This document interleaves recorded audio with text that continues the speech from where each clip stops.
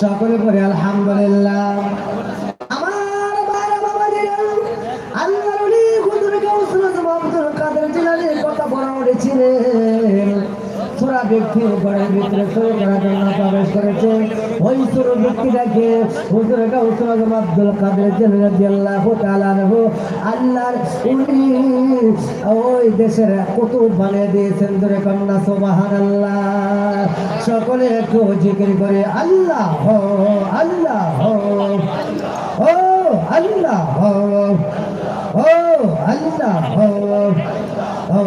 আল্লাহ ও বর্ষা মের হে তৈগা মাদ বাংলা রে রাম হে তৈগা মাদ রে হে মদ পরায় দাওয়া নাম হে তৈগা মাদ দয়াল নাম হে তৈগা মাদ দয়াল মদ পরায় দাওয়া আমার মন হাস দেওয়ানা আল্লাহ আল্লাহ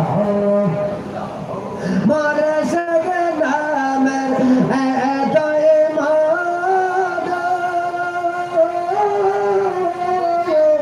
আমার রাস জাদ আরে মারে সগে নাম দয় মাদ আমার রাস জাদ দেবানেশ কাঁদে আমি দেবানেশ কাঁদে আমি কাঁদে তাহার দেশানা আমার মন নাম তৈগে মাদ দয়াল সানুদার তৈগে মাদ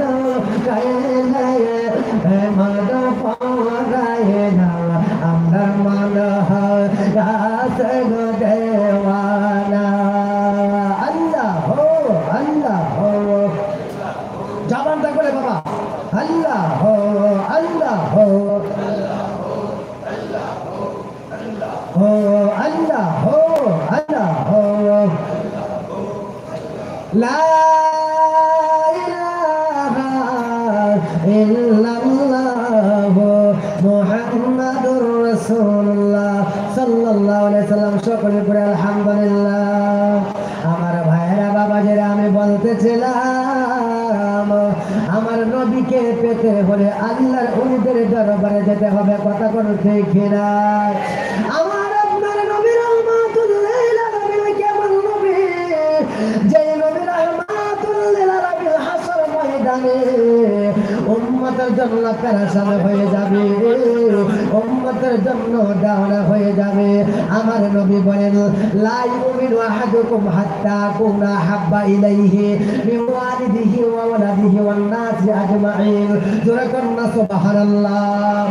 যতক্ষণ পর্যন্ত তোমরা তোমাদের জানের চাইতে প্রাণের চাইতে তোমাদের ছেলে মেয়ে আত্মীয় সব কিছুর চাইতে আমি নবীকে বেশি ভালো না বাসবা, ততক্ষণ পর্যন্ত মুমিন হতে পারবে না, ইমানদার হতে পারবে না। বোঝা গেল ইমানদার রাসূলুল্লাহ। জবান খুলে ইয়া রাসূলুল্লাহ ইয়া হাবিবাল্লাহ ইয়া রাসূলুল্লাহ ইয়া হাবিবাল্লাহ